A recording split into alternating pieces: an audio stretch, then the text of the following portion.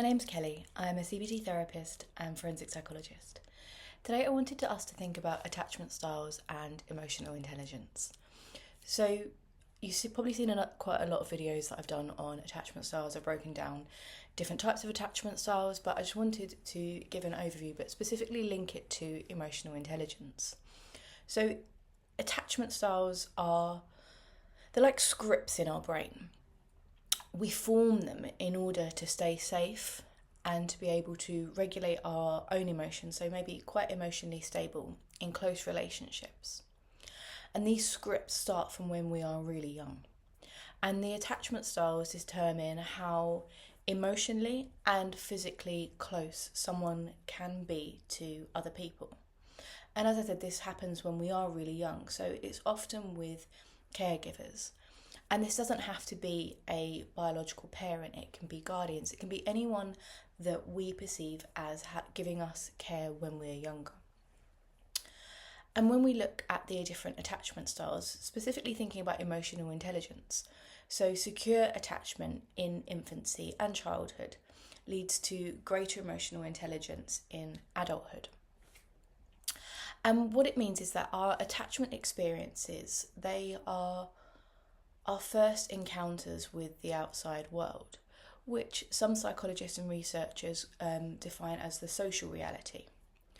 And human beings, we are social creatures, and the relationships with the social world can often be viewed as a reflection of those early attachment experiences with a primary caregiver or a composite of the main caregivers. So if you think that social world that a child experiences, when they go out into the outside world, so whether that is just in their local community, maybe at school, or even later in other relationships, friendships, romantic relationships, but that reflection of how people engage in those relationships when they are older, as I said, is often that reflection of what they've learned during those early attachment experiences. So how does that link to emotional intelligence? So the skills that make up emotional intelligence are directly impacted by those early relationships with the caregivers. And that is what forms, as I said, those early attachment. But with emotional intelligence, which can otherwise be known as the emotional quotient or EQ, what it is the ability to understand, use, and manage your emotions in positive ways. And this is often to relieve stress, maybe being able to communicate effectively, being able to communicate your emotions as well, being able to empathise with other people, sometimes being able to overcome challenges that you may face, but also knowing how to diffuse conflict.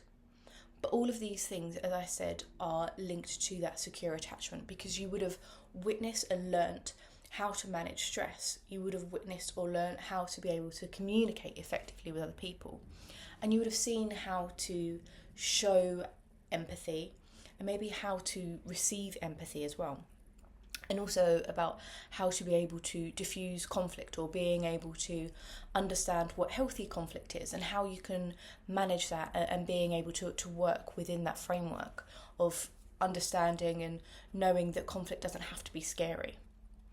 And then when we think a little bit more about those skills, that reading social cues is something that is linked to emotional intelligence. Being able to delay gratification. So what that means is that you may have seen studies where there's like a chocolate or a sweet on the table and kids are taught not to eat it. And people that are able to delay gratification know that kind of if they don't eat it, they're going to get it later anyway. But people who struggle with that may just eat the chocolate because they don't know when they're going to get it again, and they may not believe that it's actually going to be given to them.